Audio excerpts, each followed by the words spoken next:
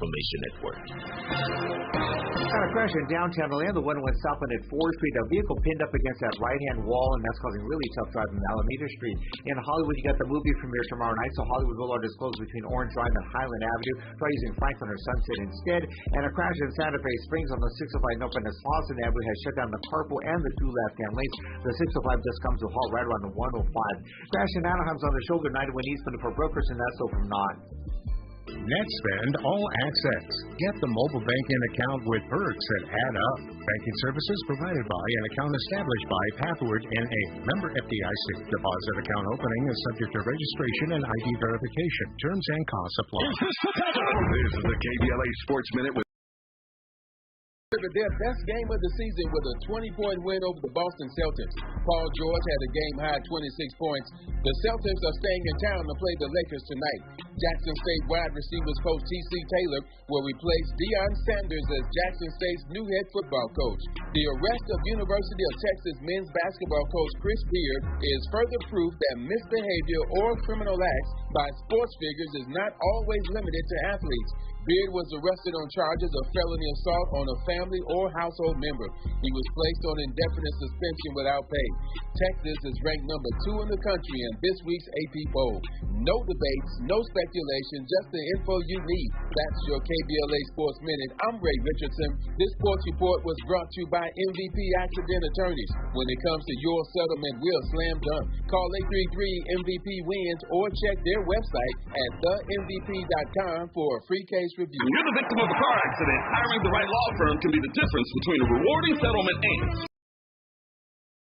MVP Accident Attorneys at 833-MVP-WINS for your free consultation. Call me your MVP. Yo, don't let nobody else up in this booth.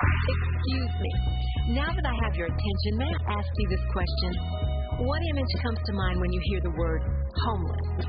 Do you believe it to be solely a big city urban problem, a problem that only affects cities like Los Angeles and New York that have been inundated with panhandlers and tent encampments? What causes one to become houseless, and what strategies should be implemented to assist in helping people achieve and maintain housing stability? And do you believe having access to affordable housing should be a right in this country? Well, you've come to the right place.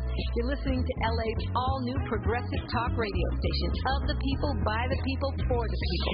It's KBLA Talk 1580, and we've got you covered around the clock. Racism? We don't hate white people, we hate the oppressor, whether he be white, black, brown, or yellow. We got you. Miseducation? We got you. Gun violence?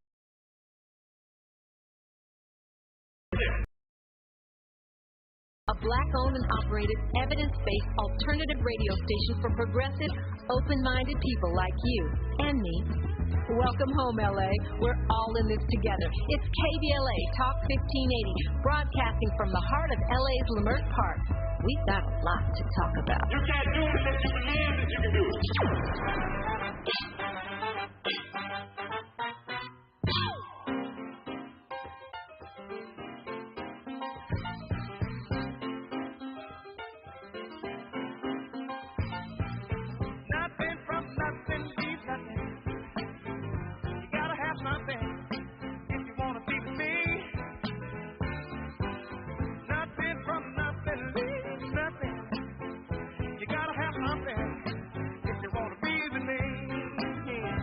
I'm Tavis Smiley. This is KBLA Talk 1580. Our phone number, 1-800-920-1580. 1-800-920-1580. The sounds of Billy Preston on Unapologetically Progressive. KBLA Talk 1580. In this hour, as we all learn from the movie Hidden Figures, history often ignores the stories of remarkable black women. Ever heard of Mary Lumpkin? Mary Lumpkin.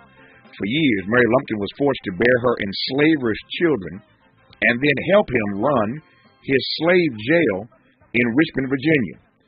When he died and left the property to her, Mary Lumpkin helped turn the prison into a school for black students, and nothing like black women.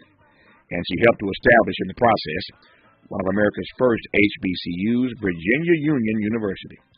In this hour, the untold story of how Mary Lumpkin liberated the South's most notorious slave jail, in conversation with Kristen Green, who is the author of the brand new book, The Devil's Half Acre, The Untold Story of how one woman liberated the South's most notorious slave jail. I'm honored to have Kristen Green on this program. Kristen, how are you today? I'm great. Thanks so much for having me, Tavis. It's my great honor to have you. Thank you for the text. Thank you for the time.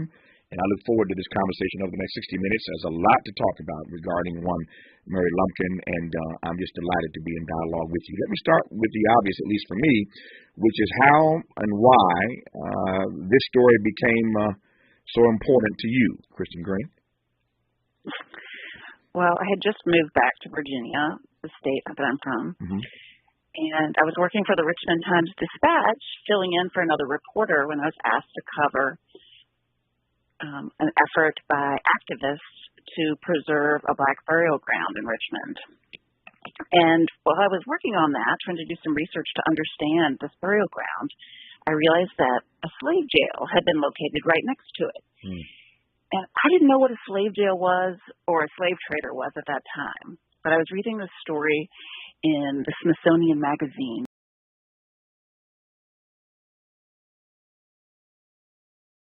And the article mentioned in just a short paragraph a woman who had been forced to live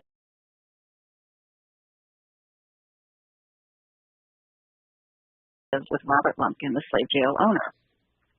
And it mentioned that this woman acted, quote unquote, as Robert Lumpkin's wife, and that she had had his children, and that she had eventually turned this jail into a school. And I was totally captivated by that. Of course, I knew that she couldn't be his wife. She was a black woman, and he was a white man. They wouldn't have been permitted to marry. And I knew that she hadn't been able to consent. So I thought a lot about her and her strengths and her ability. There was also a sentence saying that she had educated her children and moved them to freedom. And those things really stayed with me because they weren't like any stories of enslaved women that I had ever heard. What did you learn? We'll get into the story in a second here, obviously. We're already into it. But what did you learn about these slave jails? To your point, you never heard of a slave jail until you started researching for this particular story about Mary Lumpkin. But in the process, what did you learn about slave jails? Well, slave jails came about when the slave trade went from the transatlantic slave trade, which ended in 1808, and then underground slave trade, also known as the downriver slave trade, became more important, right? So what I had always learned in school was that after the transatlantic the ending of the transatlantic slave trade was some momentous moment in history, right? And that I guess I had considered that to be something altruistic, that's what I thought was happening. But really, no, like this downriver slave trade was in fact much more awful. Because it separated so many families, particularly from Virginia, right? So Virginia at that time had stopped planting as much tobacco because they had robbed the soil. And so they had more enslaved people, the state had more enslaved people than it really could employ or afford to keep. And at the same time, the lower South needed more labor. And so Virginia became a supplier, the main supplier for enslaved people for the lower South. And so the reason that these jails came to exist was that people in Virginia would drive around, like slave traders would drive around on rural roads, offer to buy enslaved people from, or stealing them off of roads, going to courthouse sales. They had all kinds of ways of acquiring enslaved people, and they would bring them back to Richmond to sell as enslavers from the Deep South came up to buy some. And so they needed a place to keep these enslaved people prior to sale. And then they also needed a place to keep enslaved people after sale, before a coffle could be put together and marched to the lower South to their new homes. So the jails came about, for that reason. And Robert Lumpkin, the owner of Lumpkin Slave Jail, was sort of a second generation slave trader, slave jail owner. In Richmond. And there were, in the area where his slave jail was located, right on the edge of 95 in Chaco Bottom in Richmond, Virginia, there were, dozens of slave traders operating in slave jails and all kinds of businesses that supported the business of slavery right in that same area.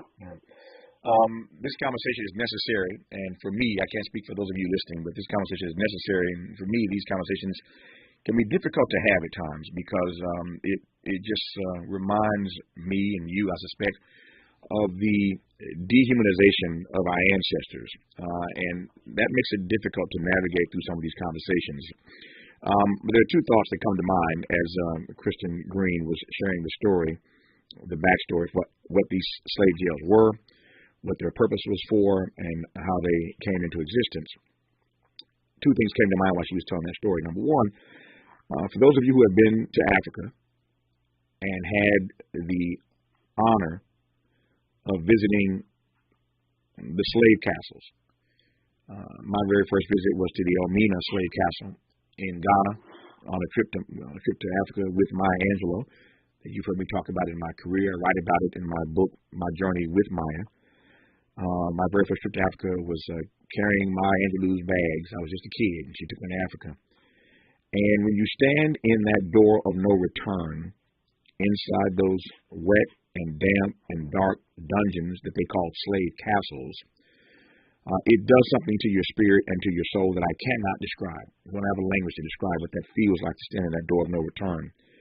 But standing inside that slave castle door of no return, you see the conditions under which these persons, our ancestors, were held until the slave ships arrived to bring them to places and parts unknown.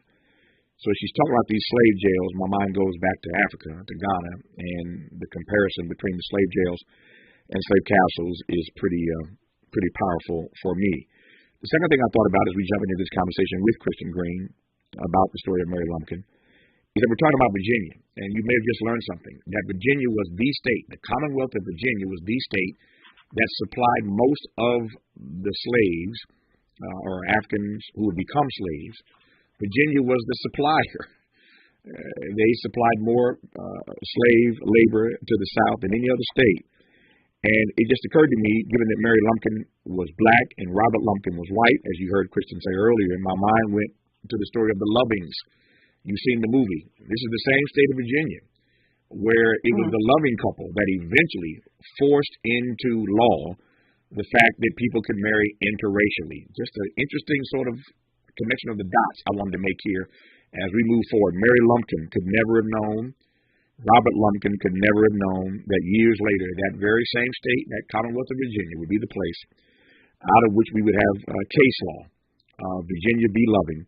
The Lovings won that case at the Supreme Court, which decided that people, in fact, could intermarry. And so, fascinating history about the Commonwealth of Virginia. Our guest in this hour is Kristen Green. Her book is called The Devil's Half Acre, The Untold Story of How One Woman Liberated the South's Most Notorious Slave Jail. That one black woman was named Mary Lumpkin, and we'll talk more about her when we come forward on KBLA Talk 1580. We've got a lot to talk about.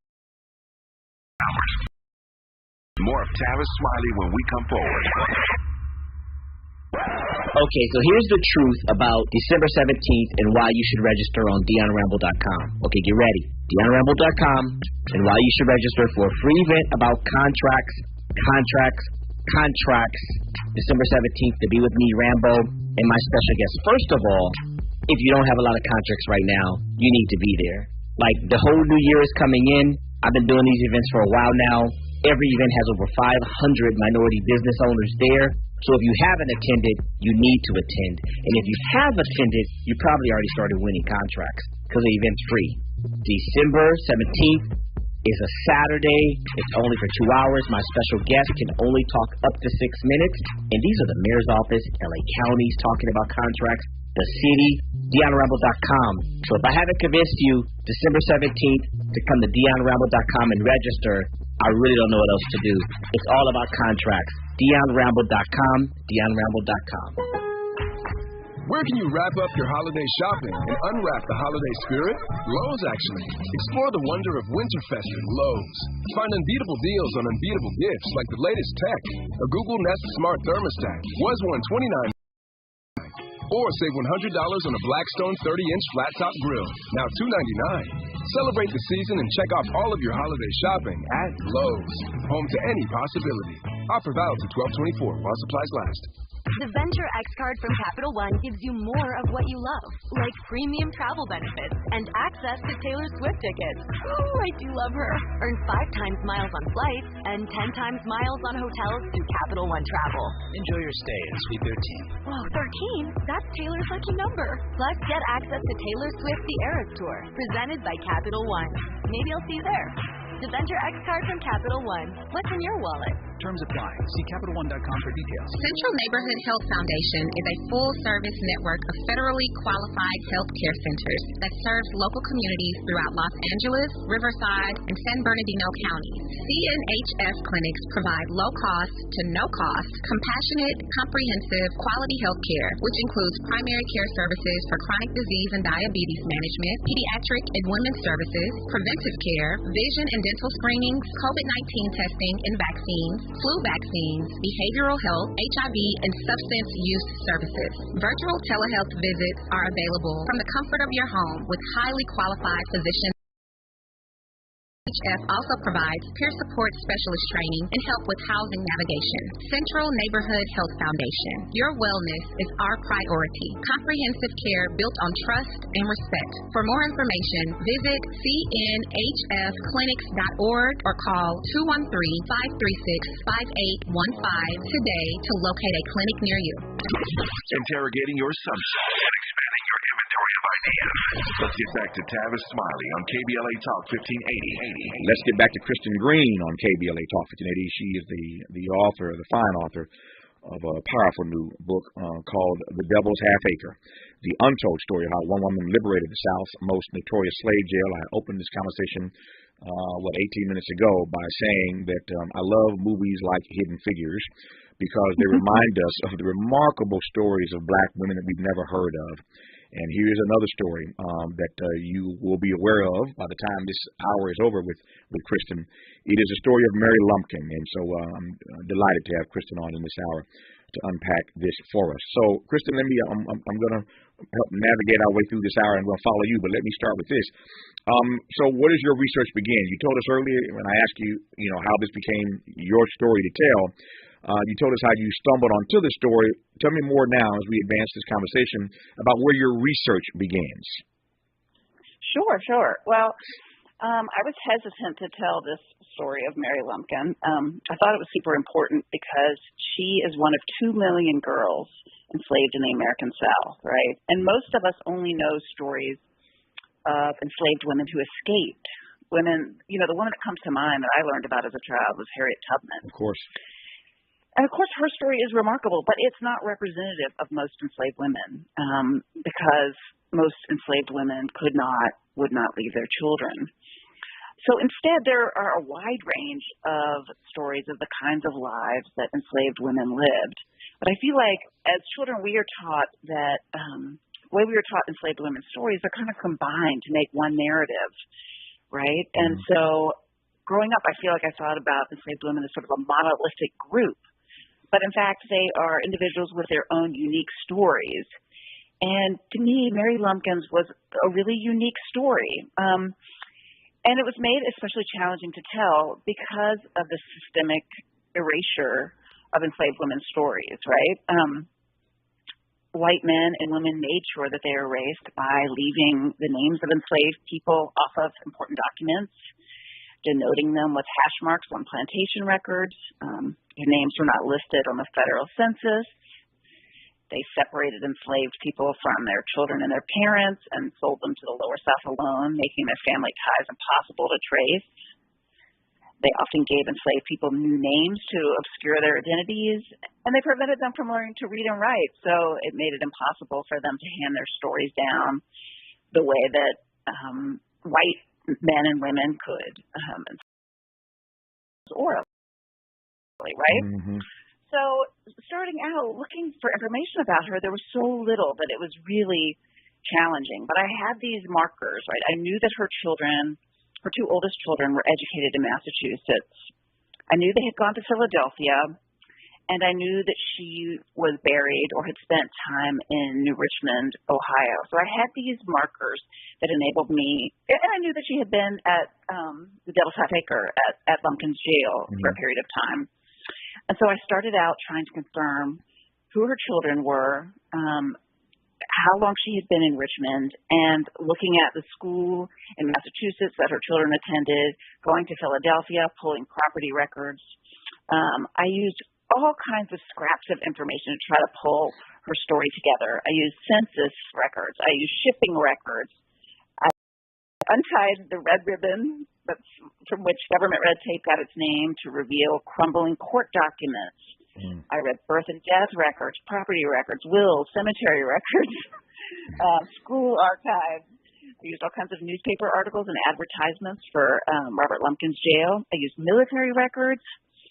And then I read narratives of enslaved women. And one of the really particularly helpful biographies I read was Anthony Burns, an enslaved man who had escaped to Boston and then was recaptured and brought to Lumpkin's jail. And he gets a really amazing glimpse of life in Lumpkin's jail and the way that he was tortured there. I also traveled to Philadelphia and learned that she owned a home in her own name and was able to trace other women who were forced to have the children of slave traders who were also moved there with their children with slave traders around the same time Mary moved. So tracking all of this through using Ancestry and building family really build a timeline of her life and paired that against events that were happening at the same time, historic events, and then traced her descendants. I found descendants of hers living in Oregon and California.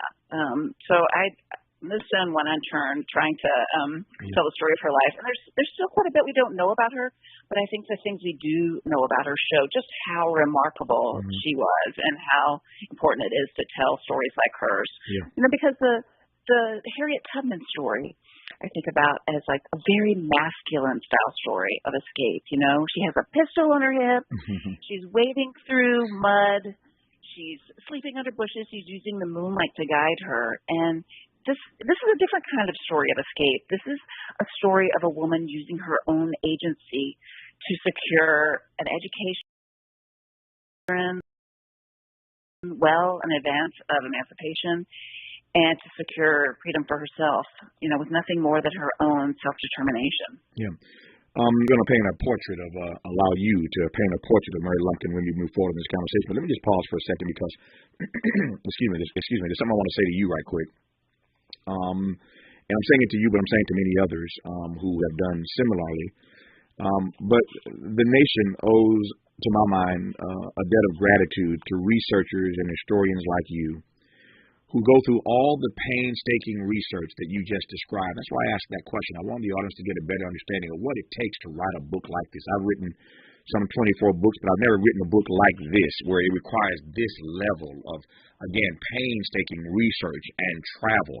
You have to be passionate, truly passionate about telling a story like this, to go through all that one has to go through to bring this story to life, again, to paint a portrait of Mary Lumpkin. And so when you read the book and you get all of this, I don't think oftentimes as a writer we really understand all the blood, sweat, and tears that goes into making a book like this come to life. I quote my friend Maya Angelou, who I referenced earlier, and I'm cleaning this up for radio, but Maya used to always tell me, Tavis, easy reading is darn hard writing.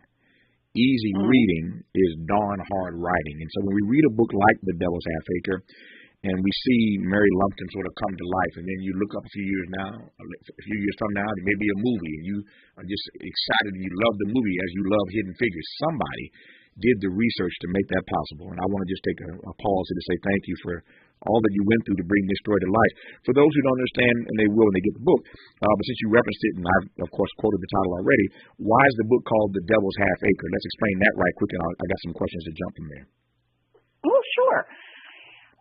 Well, Lumpkin's jail was referred to as the Devil's Half Acre by the enslaved people who lived there. I mean, it really was a horrific place. It was down in an area of Richmond called Chaco Bottom, and Chaco Creek ran through the property, so it often flooded.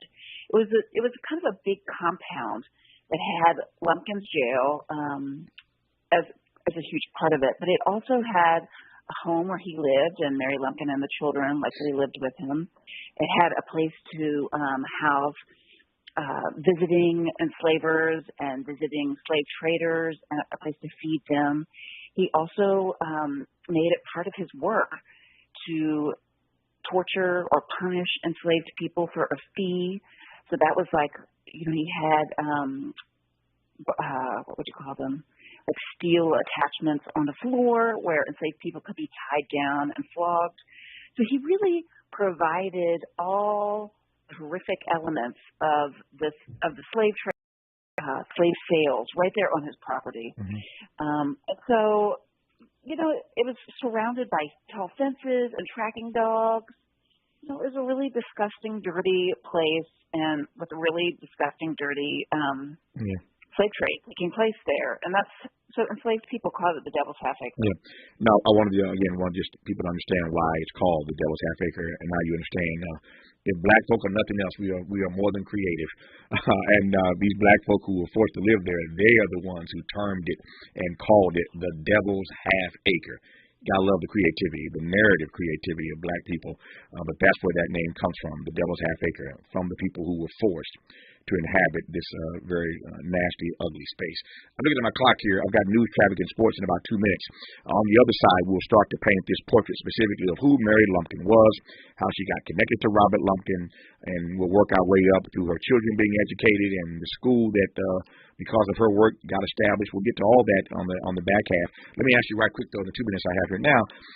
You said a moment ago, and I'm not naive in asking this question, and neither is our audience for that matter, but to your mind, as a researcher of this particular story, why were white folks so determined to engage in the erasure of the lives of these black folk? It's not as if history was not going to record that the institution of slavery existed, and yet there was this effort, as you laid out very nicely, to erase any trace of story about these black folk. Can you answer that question for me in 90 seconds?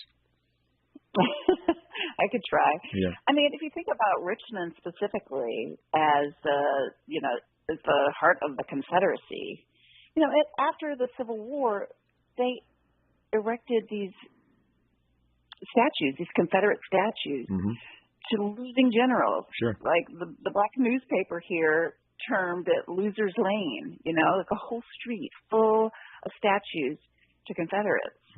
And so I think those things are really closely linked. They wanted to erase the harm done, even though they wouldn't necessarily acknowledge it as harm. And they wanted to preserve what they thought was so important, right? Their fight. They wouldn't admit that the Civil War was fought over slavery, though it most certainly was. But they wanted to, acknowledge it's all part of white supremacy in my mind. Yep. I remember the very first time I drove down Losers Lane. I've been to Richmond many, many times in my life, home of the great Arthur Ashe and the great Randall Robinson, a lot of great folk, Doug Wilder, former governor of Virginia. Richmond, home to a lot of great African Americans and a lot of black history. I remember the first time I drove down Losers Lane many years ago, and I could not believe all these statues erected to these Confederate soldiers, leaders, if you want. And fortunately, over the years, a lot of that's changed. Many of those statues have come down over the course of my life and Kristen's life. But I remember that first drive like it was yesterday. When we come forward, we're going to paint a portrait of Mary Lumpkin as we talk to Kristen Green about her book, The Devil's Half Acre, the untold story of how one woman liberated the South's most notorious slave dealer. You're listening to KBLA Talk 1580. We may be LA's newest talk station, but when you're punching above your weight, it's not about whether you can throw a punch. Can you take a punch? We're unapologetically progressive. KBLA Talk 1580. We don't black down. I'm Ray Harris, and here's the latest from the Black Information Network. The Sheriff's Department in Uvalde, Texas, where 19 students and 2 teachers were murdered back in May, did not have a policy in place on how to handle active shooters. That's one of the conclusions of a newly released independent review. There is now a plan in place. It was adopted in September, 4 months after the massacre. What are your roadblocks? What is holding you back? The new mayor of Los Angeles is declaring a state of emergency on homelessness. African-American Karen Bass is telling department heads they now have more flexibility in trying to build more housing after making the announcement. We can move emergency order as our ability to fast track things and to fast track the building. And that's the latest. I'm Ray Harris on your 24/7 news source, the Black Information Network. Got a crash in downtown Atlanta. The one went southbound at 4th Street. A vehicle pinned up against that right-hand wall, and that's causing really tough driving from Alameda Street. In Hollywood, you got the movie premiere tomorrow night, so Hollywood Boulevard is closed between Orange Drive and Highland Avenue. Try using Franklin or Sunset instead. And a crash in Santa Fe Springs on the 605 Open as Slauson Avenue has shut down the carpool and the two left-hand lanes. The 605 just comes to a halt right around the 105. Crash in Anaheim's on the shoulder 91 Eastman for brokers, and that's so from not. NetSpend All Access. Get the mobile banking account with perks that add up. Banking services provided by and account established by Pathward N.A. Member FDIC. Deposit account opening is subject to registration and ID verification. Terms and costs apply. This is the KBLA Sports Minute with Ray Richardson. The Clippers delivered their best game of the season with a 20-point win over the Boston Celtics. Paul George had a game-high 26 points. The Celtics are staying in town to play the Lakers tonight. Jackson State wide receivers coach T.C. Taylor will replace Deion Sanders as Jackson State's new head football coach. The arrest of University of Texas men's basketball coach Chris Beard is further proof that by sports figures is not always limited to athletes. Beard was arrested on charges of felony assault on a family or household member. He was placed on indefinite suspension without pay. Texas is ranked number 2 in the country in this week's AP poll. No debates, no speculation, just the info you need. That's your KBLA Sports Minute. I'm Ray Richardson. This sports report was brought to you by MVP Accident Attorneys. When it comes to your settlement, we'll slam dunk. Call 833-MVP-WINS or check their website at themvp.com for a free case review. When you're the victim of a car accident, hiring the right law firm can be the difference between a rewarding settlement and striking out. Call the pros at MVP Accident Attorneys at 833-MVP-WINS for your free consultation. Call on me, your MVP. At the Strategy Center, we have a lot to celebrate.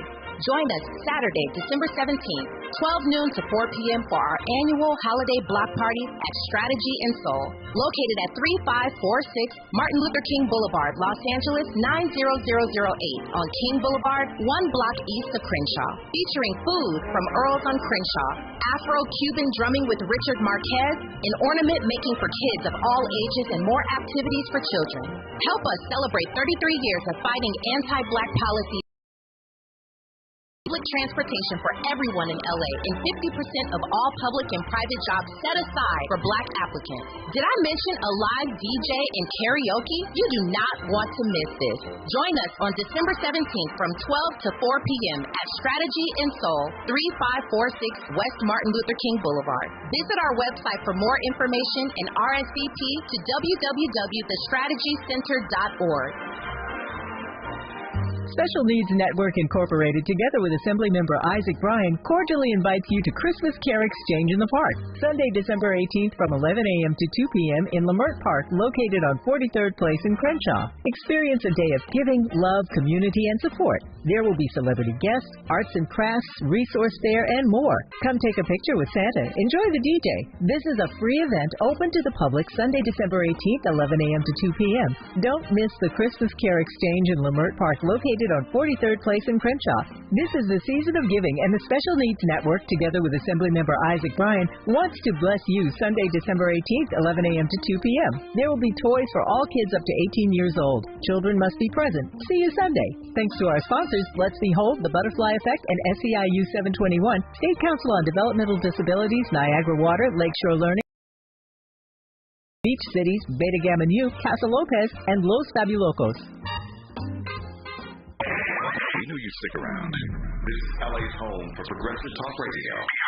Welcome back to KBLA Talk 1580. I'm Tavis Smiley. Our guest is Kristen Green in this hour. She's the author of the book, The Devil's Half Acre, the untold story of how one woman liberated the South's most notorious slave jail. That woman's name was Mary Lumpkin. Watching my clock here now, Kristen Green, so I'm going to pass the mic to you and ask you to paint a portrait for us of Mary Lumpkin. We've talked around it. Let's talk about it. Who was Mary Lumpkin?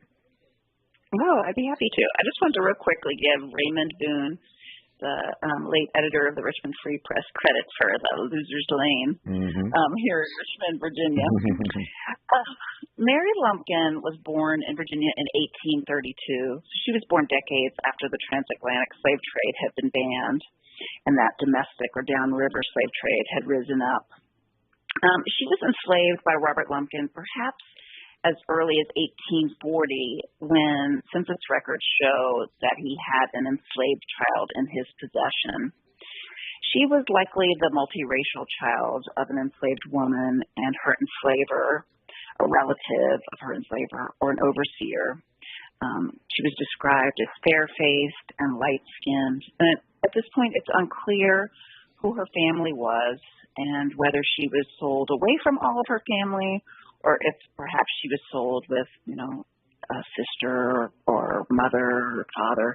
It's just at this moment we don't know. But we do know that she was in Robert Lumpkin's possession certainly by 1845, when at 13 she had the first of 5 children with him.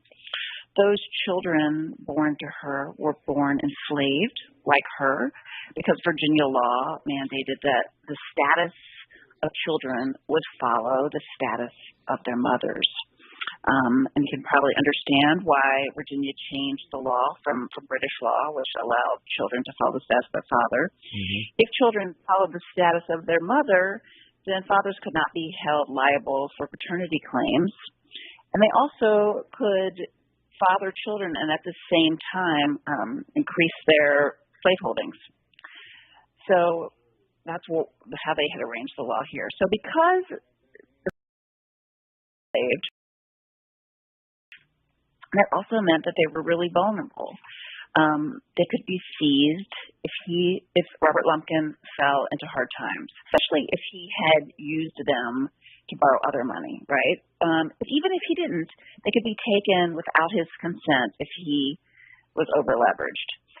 So when they became 9 and 11-year-old girls, about the age when Mary Lumpkin was being preyed upon by Robert Lumpkin, Robert Lumpkin and Mary Lumpkin worked together to get their 2 oldest children, these daughters, out of the Deep South and away from slavery and move them to Ipswich, Massachusetts, to attend a female seminary. And they are identified by their last name, in school records, but they're listed as being from Philadelphia. So I think by that time, plans were already underway to move them to freedom. I think that Robert Lumpkin, when he was living in Shockoe Bottom, he was looking around at older slave traders who had made this decision to have families with enslaved women who couldn't consent, and for whom they didn't have to provide as much as they would have for white women. Plus, their prospects weren't great for marriage because their profession was considered unsavory to some. Mm-hmm. So this was an easy way for them to have something that looked like a family, but not to have to, have the consent of a woman. And so by 1856, almost a full decade before emancipation, the 2 oldest children of Mary Lumpkin had moved to the free state of Massachusetts. And by 1860, all 4 of them, the oldest 2, and would be moved to Philadelphia, to a home that Mary Lumpkin managed to buy in her own name while enslaved in Virginia. Mm. Of course, she did that with the consent and the sign-off of Robert Lumpkin. But the fact that he, allowed her to have a home in her name in Philadelphia means that he knew that that was the best way to provide for her and to provide for her children. Mm. I'm thinking of the words of Dr. King. MLK once said, "There's some good in the worst of us and some evil in the best of us." There's some good in the worst of us and some evil in the best of us. I'm trying to decipher, trying to understand how I think of Robert Lumpkin. And you see my hesitation, right? You understand why I'm saying this? Yeah, I do. Yeah. What's your read on Robert Lumpkin? Well, here's the thing. He was clearly an evil man. And their relationship cannot be described as a romantic relationship, as has traditionally happened in Virginia. I think that Americans really want to sanitize the abuse and trauma of slavery and turn these kind of stories into love stories.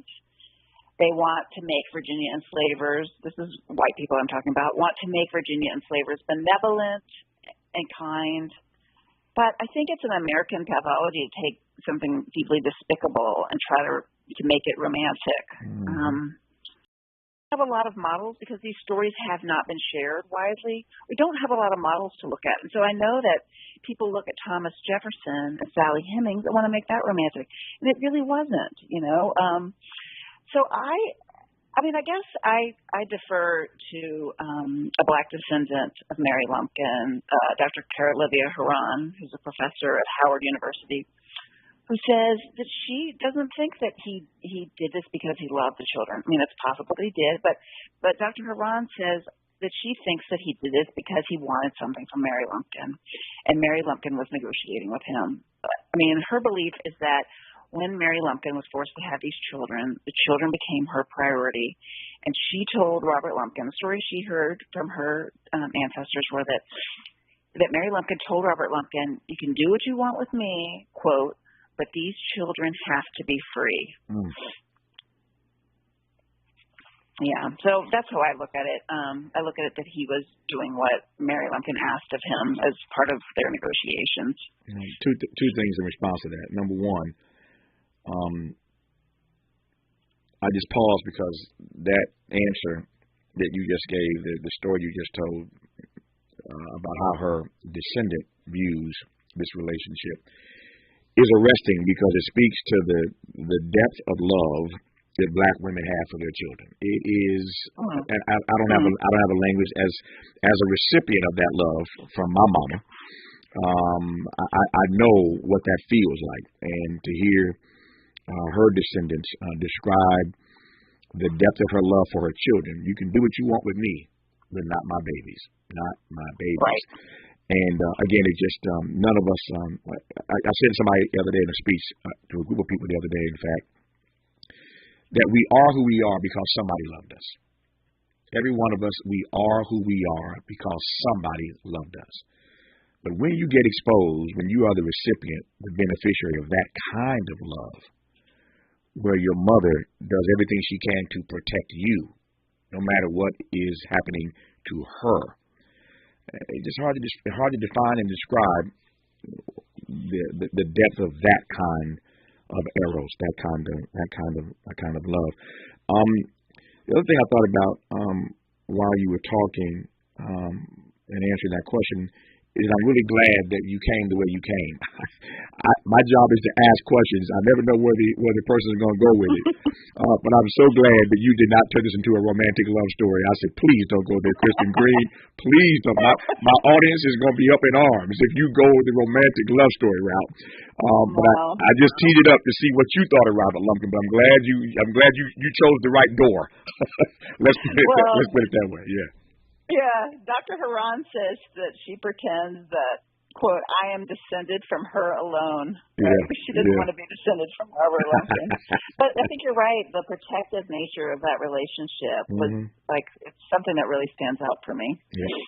When we come forward, and again, I can't do justice to a book a story this great, a story this arresting in 60 minutes. But when we come forward, I want to jump now to the end of Robert Lumpkin's life. You have some sense now of the way that Mary Lumpkin moved and operated with Robert Lumpkin. But at some point he dies. And when he dies, he leaves the property to her. And that's where, for me, the story really gets interesting, vis-a-vis what she did with that property that was left to her by Robert Lumpkin. The book is called The Devil's Half Acre, as named by the slaves who inhabited the space. The subtext, the untold story of how one woman liberated the South's most notorious slave jail. We are delighted to be in conversation with the author of this book, Kristen Green, on KBLA Talk 1580. Be sure to like and follow Tavis Smiley at The Real Tavis Smiley and get Twitter updates at Tavis Smiley. The conversation continues when we come forward. force is getting closer to identifying what reparations will look like in California. Maisha Cairo here with your K-Black Minute News, brought to you by CaliforniaBlackMedia.org. The California Task Force to study and develop reparation proposals for African Americans will be conducting its last meeting of 2022 on December 14th and 15th at Oakland City Hall Chambers, beginning at 9 a.m. with time for public comment. Meetings will be live streamed on the Task Force website or on ETM Media YouTube. Task Force Chairperson Kamala Moore says that the next meeting is of high importance and will include an in-depth conversation about redress and repair. So far, the task force has determined a conservative estimate of 2 million African Americans in California who have ancestors that were enslaved here in the U.S. They are still determining what or how much compensation should be. Let's start the conversation on social media pages at KBLA 1580. The Los Angeles Urban League helps African American and others in underserved communities achieve true social parity, economic self-reliance, and civil rights. For over 100 years, Los Angeles Urban League has ensured our communities have access to careers with living wages, opportunities to start and grow businesses, and clear pathways to personal and professional growth. Programs Career Academy, Spa Business Ready, and B-Warp.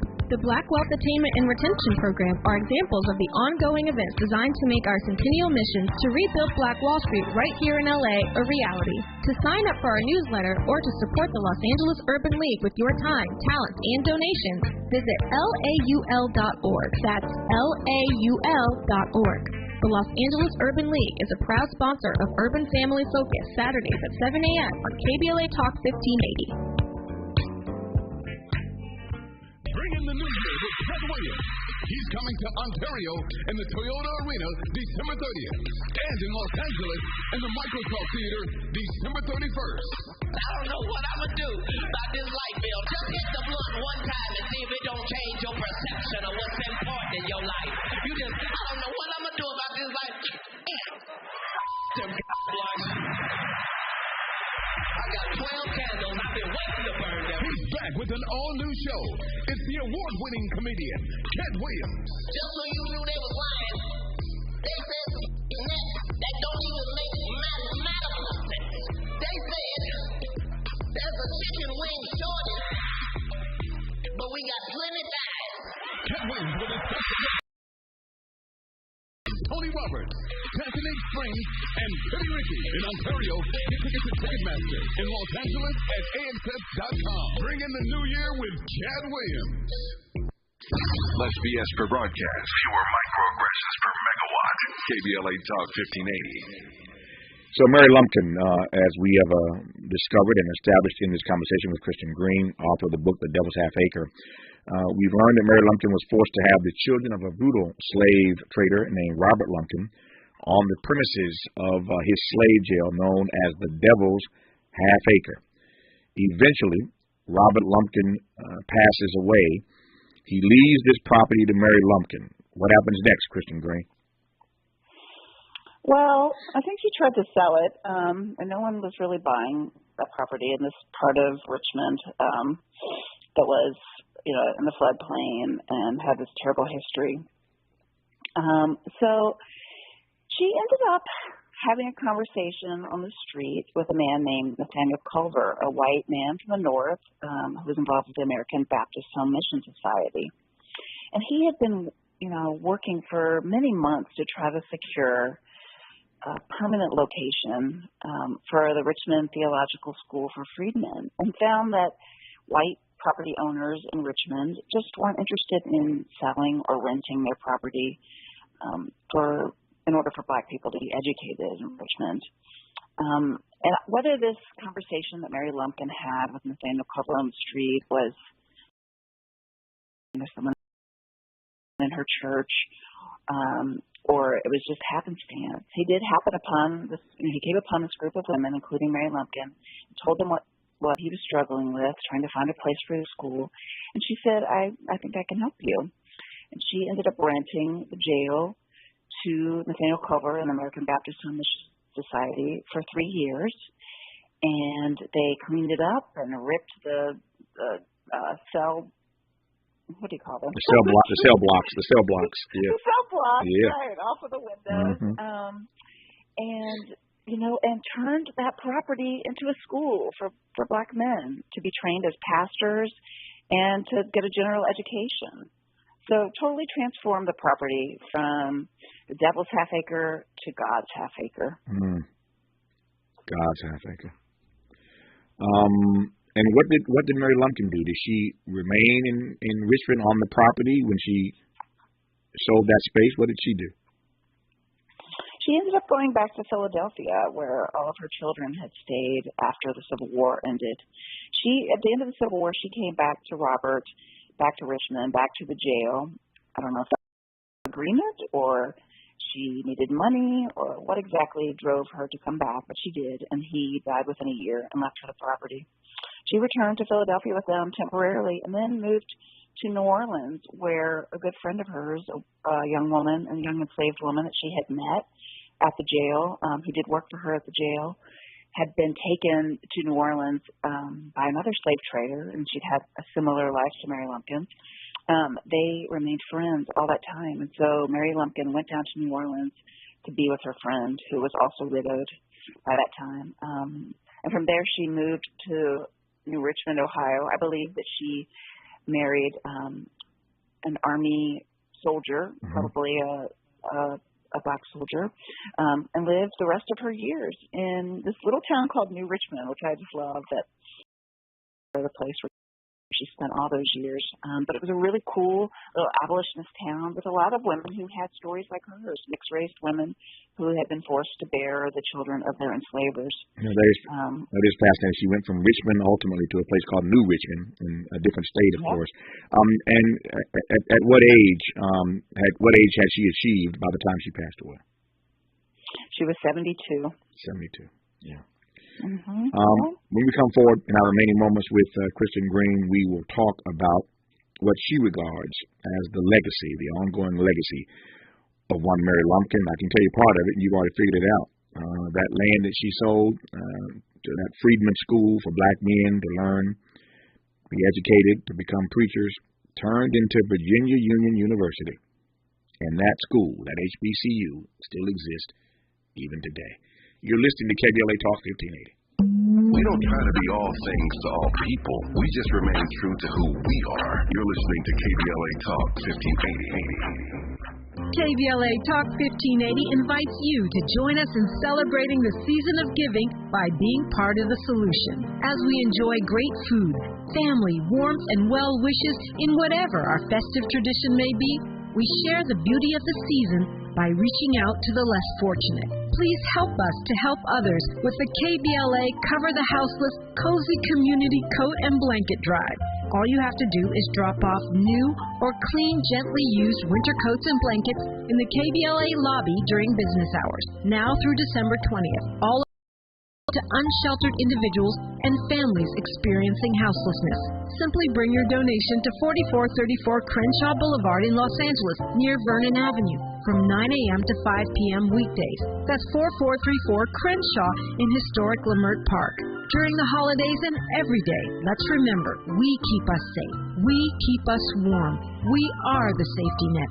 And together, we can cover the unsheltered. Get caught up in the spirit of the season, the spirit of love. Make a difference with your friends at KBLA Talk 1580. Leaving things half done? Not a good option. Like a half-baked peach cobbler. A gummy crust? I don't think so. A half-done hairdo. All done. Shouldn't the pearls be on both sides? Or a half of a domino? Bam! Big six! But where's the other half? Don't go halfway, especially with your immunity to COVID-19. Keep everyone safer this season by staying up to date with your vaccines and boosters. Visit myturn.ca.gov to find one near you. Brought to you by the California Department of Public Health. At Social Security, we are always thinking of ways to save you time and make things easier.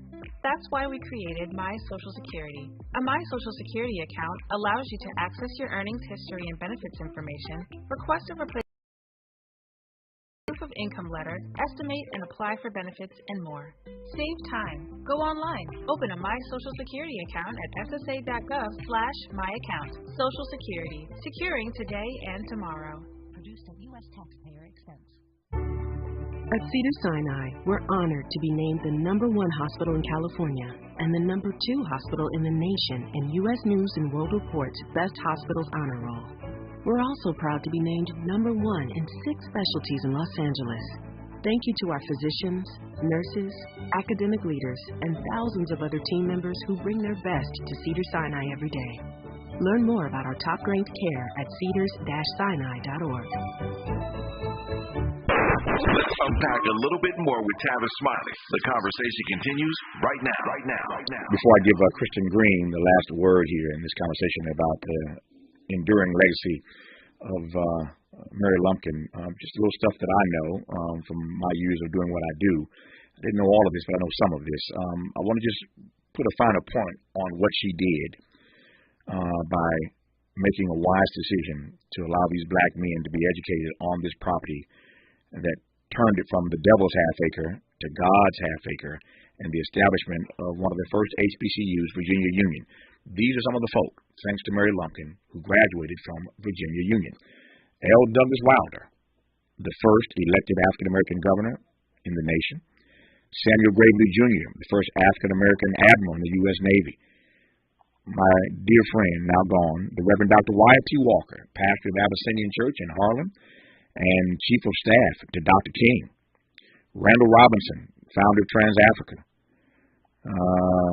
The list goes on and on and on. Simeon Booker, the first African-American reporter for the Washington Post. He was the bureau chief for Jet Magazine for 50 years when I met him. He's the one that took the famous picture of Bernice King laying on her mama's lap at Dr. King's funeral that won the Pulitzer Prize. Will Downing, the great singer, a guest on this program here and there.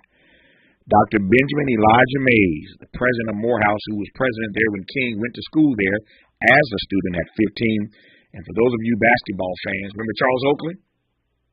Oak went to Virginia Union. Those are all the people, just some of the people that went to Virginia Union.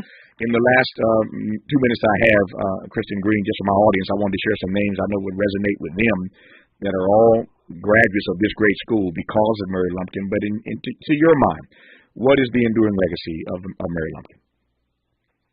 Well, I think her legacy is the legacy of her religious beliefs and her belief in education that allowed her to take the step to rent the building to have it become a school, and that was really the footprint for what became HBCU, became Virginia Union University. But I also think, I think about her resilience and strength and ability to survive, words we often hear used to describe black women. But she also had this legacy of resistance. And I find that to be really important because her resistance is different than the kind of stories we typically hear about enslaved women. But it was resistance, self-determination, right? And valuing education and freedom. I also think her legacy is that her story is all of our story, right? Her story is our country's story.